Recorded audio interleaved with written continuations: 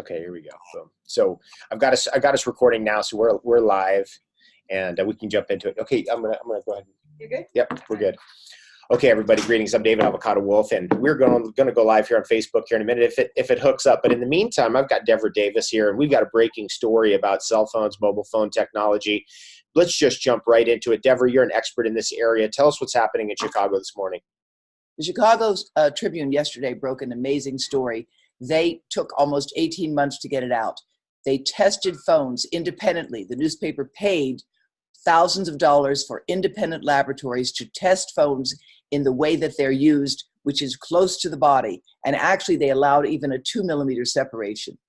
And the results showed that most of the phones they tested, which were the most common phones used, the iPhone, the Samsung, those phones exceeded the current test guidelines, some by as much as 5-fold. That's 5 times higher than the current radiation limits. My God. Okay, so tell us what that means to us. That means that we have a certain limit set by the federal, who is it, the Federal Trade Commission?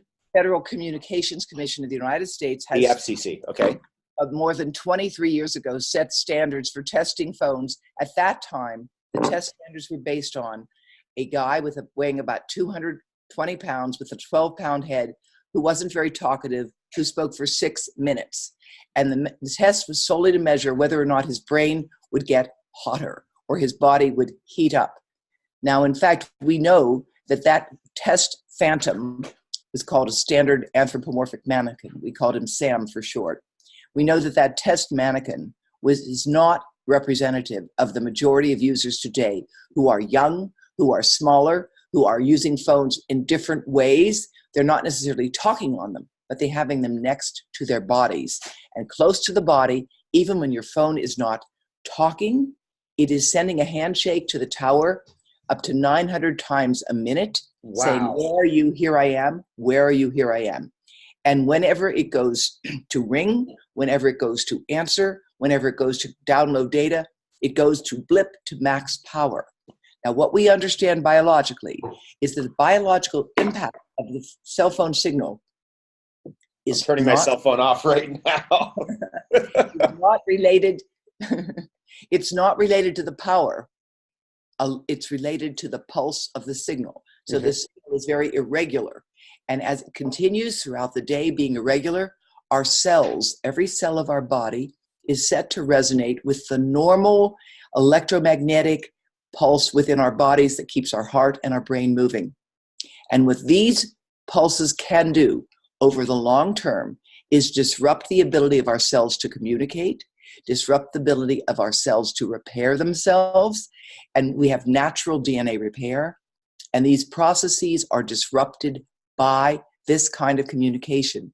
Now, the good news is the relative risk of getting brain cancer or horrible things like rectal cancer in young people is very small. But for a population, especially a population of millions, it can have a huge impact. So if we had a doubling or quadrupling of brain cancer, we would have 80,000, 100,000 cases. And sadly, today, for most cases of brain cancer, there is no cure. Let's talk about your history with looking at cell phone radiation or mobile phone radiation. We've been, just saturated in this stuff literally for decades now. What is the other impact of all of this on us? We have certainly a biological impact, but I think you're such an expert in this area. What is the social impact of these phones? What's happening to our young people with these mobile phones? And then where's it going to go with 5G? This is really concerning. Well, I am not an expert on the social psychological impact, but I think anyone who's watching can understand the following. There are people who cannot go to sleep or get up in the morning without first grabbing for that phone. It's become like an extension of their bodies. They don't even recognize the extent to which they've become addicted to a technology that didn't exist 20 years ago in our lives. It's fundamentally altering the nature of human nature. It's altering what people have come to expect in interactions at lunch, at dinner, even in the bedroom. It's just crazy. Well, we have to we can control it. but we need to understand it first. And I don't think, first of all, what the neurophysiologists can show us is that the cell phone radiation itself releases dopamine in the brain. The radiation itself releases dopamine. Dopamine is the same thing you get with drugs, sex, rock and roll, cell phone radiation, good exercise. You feel good. It makes you feel good. And when you withdraw that from people, it actually makes them feel bad. And so we have to understand that. And the really worrisome thing that the American Academy of Pediatrics has warned about is that young children are particularly susceptible to the addictive properties. And you have a physiological effect on the brain as well as on the vision. And we are seeing more and more children now with vision problems because a baby, and I mean a baby, can learn to swipe before it talks, before it sits up, before it walks, of course. Jeez. So infants are being given these devices in supermarkets all over the world as a kind of pacifier. You know, dad or mom is shopping and the kid's acting up. They hand them the phone. Look, I am a grandparent. I understand if your child is getting cranky, give them a phone on airplane mode. Maybe even have it turned off. They won't even know the difference for a while. They just want to hold something that they have noticed you care about. And so they want what they see you having. And frankly, we've got to stop this cycle now because we are raising a generation of children that don't know how to relate to one another. Because Devra, what happens is they relate to the device. yep. And then they don't want to look at you. And children are coming to pre-K and kindergarten and they're expecting to be entertained. For everyone joining us right now, I'm David Avocado Wolfe. I'm joined by Devra Davis. We're working our way into the 5G summit, and I've got to get your position on 5G antennas, 5G phones, and what's coming next, just to alert the people out there where this is going, because you are an expert on the science. You're an expert also on what's happening. I think, you talked to us about the Chicago Tribune's study this morning. You're kind of on the cutting edge. You're leading edge. You're staying on top of what's happening. Tell us about 5G and where that's going and what you're going to be sharing in the 5G summit coming up. Well, we've had a generation of phones, 2G, 3G, 4G. It's simply the name the companies have given to the different technologies as we move ahead. And with 4G, you've had now the smartphone, 3G and 4G. They are functioning with a level of microwave radiation that functions up to 2.4 billion cycles a second, almost up to 5 billion cycles a second. That's what 4G is. It goes from 900 million to about 2.4 billion on average. It's the speed at which the transmission takes place. Now, 5G theoretically can go from 5 billion cycles a second all the way up to 100 billion cycles a second. Jeez. What that allows is faster transmission. If you're a police, fire, banking, military, industry, that's probably a very important thing. And they can make it wired. What I and several hundred scientists are objecting to, who are experts in the field, in a petition to the United Nations, is the fact that 5G is being pushed out as a wireless system that has never been tried before. And as the European Union commented in their policy analysis, the Americans and Canadians are going to build it and then figure it out. Oh, so geez. They're testing the system on all of us, whereas the many other nations that are doing this are working with a wired system. And if it's wired to and through the premises, then you do not get the wireless radiation exposures. But with wireless 5G, what you need is a multiplex antenna, set of antennas, every 100 to 200 yards in a dense urban environment where the antennas cannot get through trees, cannot get through heavy snow, cannot get through heavy buildings. And so they're going to be plastered directly onto our structures, perhaps outside our bedrooms. And the way the laws are being written now, you have no say-so over whether or not a 5G wireless antenna will be right outside your home. That's what we object to, because there are a few studies showing that this 5G frequency, this faster frequency over 5 billion cycles a second, resonates with our skin. And the skin was identified just 2 weeks ago in Science magazine. Not only is it our largest organ, but it's now recognized to have within it sense organs, sensory receptors.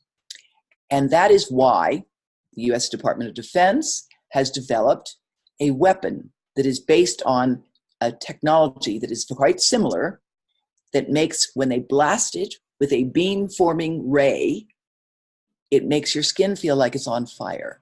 We've seen some video of that online. This is what you're talking about. You can't get near these devices. You have to get away from them. There's no way to even approach it. Is that right? That's how dangerous these weapons are.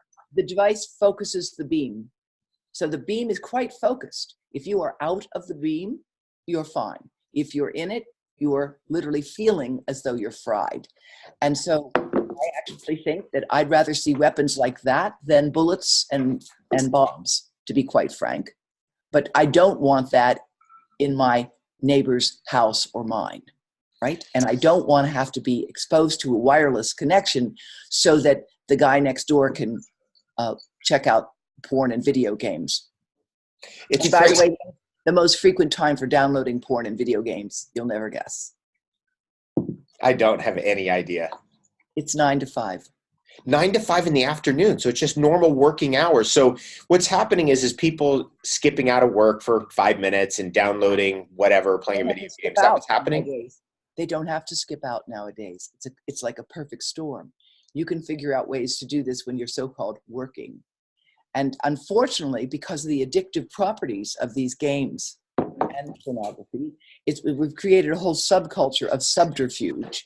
And younger kids are really good at this, really good at this. So we really have, I think it's time for a reset. It's time for a reset.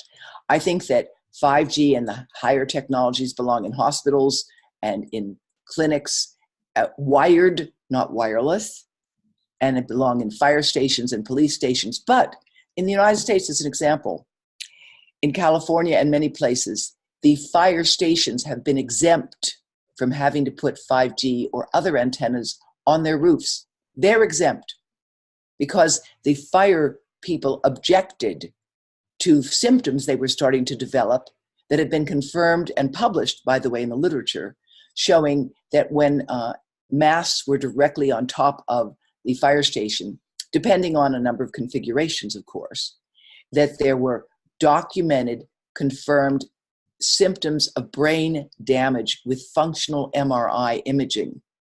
This is crazy. Very important work that has been done. So we are basically conducting an experiment on ourselves, our children, and our grandchildren. How many, Devra, I've heard different numbers. How many peer-reviewed studies have been done on 5G antennas, then 5G plus mobile phone technology? I mean, I've heard numbers as high on in the whole area of mobile phone technology, wireless devices. As many as 10,000 studies have been done in the entire field. Is that correct?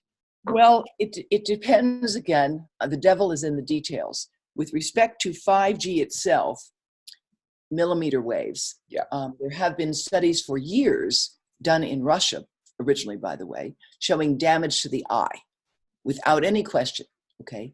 And eye protection was necessitated in terms of military exposures. That's been done for years.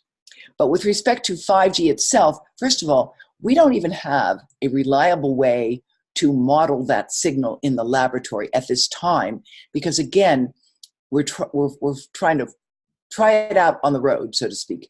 It's a kind of chicken and egg question. You can't really have a 5G network until you build one.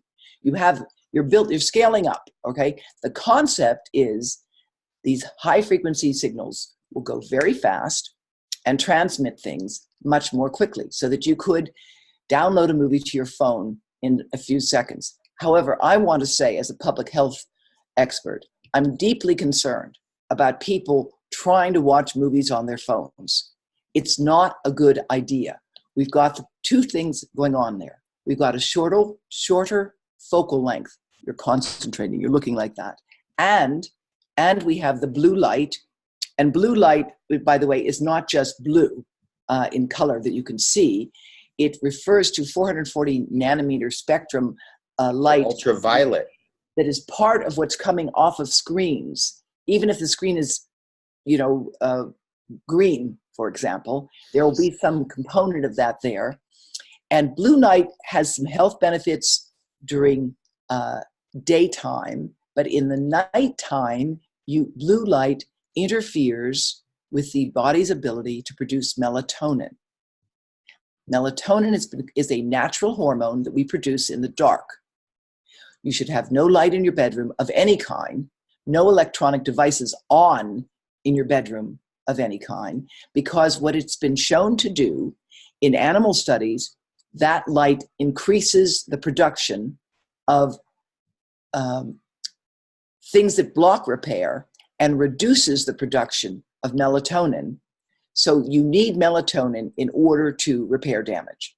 So you don't get as deep a sleep, and it's a part of the insomnia problem. For everyone who's just joining us, or if you've been listening to Devra Davis, she's an expert in wireless radiation and the impact of these mobile phones on us. We've got a breaking story coming out of Chicago indicating 5 times the radiation is coming out of these phones, most of the common phones, than we thought. We're heading towards a 5G summit. I'll put the links above or below, so make sure you click the links. Join the 5G summit. Devra's going to be speaking there. She's got a lot to say and a lot of information. And thanks so much for being with us. I know we just got a short amount of time.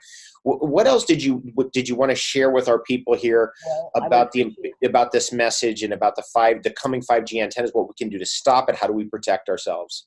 I would appreciate it if people would look at our website and share it with their friends and neighbors. It's I'll put the links in.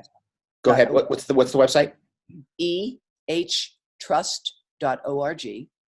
And I very much hope that people can get involved. They need to write to their members of parliament. They need to write to their congressmen, and they need to demand congressional and parliamentary investigations now on this breaking story at the Chicago Tribune that documented that phones actually emit up to 5 times more radiation when tested next to the body. The scandal is that phone testing today is fraudulent. It's just as fraudulent as the diesel engine scandal. And the diesel engine scandal, I will remind you, resulted because cars were engineered by every diesel engine manufacturer, not just Volkswagen, to automatically reduce the emissions they released when they were hooked up to a computer to test them. That is why many European cities today are just clotted with smoky, dirty skies. Because on the roads, they have all of these fraudulent diesel cars, you may have them in Canada as well, which are emitting up to 400 times the levels that they are supposed to for diesel emissions. Now with phones, the test system for a phone takes a guy weighing over 200 pounds with a 12-pound head and puts the phone in a holster up to an inch off the body, and then test the radiation into the body. What's wrong with that? That's not how people use it. That's correct. And every millimeter off the body gives you 15% more radiation. So think about that, right? Jeez. An inch, 2.54 centimeters, 254 millimeters. It's huge. It's huge. And so not only did the Chicago Tribune break this story, but our website, ehtrust.org, shows you links to the French Frequency Testing Agency and the country of France released test data that the country of Canada and the country of the US have not responded to. From a national agency in France, they tested over 400 phones. And those phones in France, 9 out of 10 failed to meet their standards and exceeded them by 2 to 4-fold. Now, if the French standards are applied to Canada and the US, then our phones exceed the current limits up to 11-fold. And that is a peer-reviewed publication by Professor Om Gandhi at the University of Utah. All of this can be found on our website. And we want to encourage people to be informed and to demand congressional and parliamentary investigations into what has gone on here, because for years, through my book, Disconnect, which was published first in 2010, through letters to Congress, to testimony that I gave to your Health Committee of Parliament, to work with the Canadians for Safe Technology, with Frank Clegg and Meg Sears. We have been warning about this problem repeatedly. I would encourage you to talk with them as well, because Canada has a very vibrant community of people who have been concerned about this issue, and the government has shut them out totally because it has taken the advice that has been given to them by experts who are funded by industry. And there is a closed door here. If you look at the people in the United States who lead the Federal Communications Commission, they have come from industry and they go back to industry. It's just a revolving door. It is so blatant that Harvard University Law School Safra Center for Ethics issued a report that called the FCC, the Federal Communications Commission, a captured agency. And that is why it's going to take you and many others to becoming better informed and to say, look, we like the technology. We're in favor of technology, but we are in favor of our health. We don't want to be opposing things, except we insist that they have to be shown to be safe. And safety testing, as Magda Havas has repeatedly reminded us, has never been demonstrated for 5G, nor for many of the other uses of this technology. Devra, you're amazing. Thank you so much for joining us. And I know you've got to get back to work because you got this breaking story to deal with. We really appreciate you. The 5G Summit, click the links above or below. ehtrust.org. We'll put the links above and below. Thanks so much, Devra, for your advocacy. We appreciate you. And good luck today. Thank you so much. Bye-bye. Thanks so much. Bye-bye. Bye.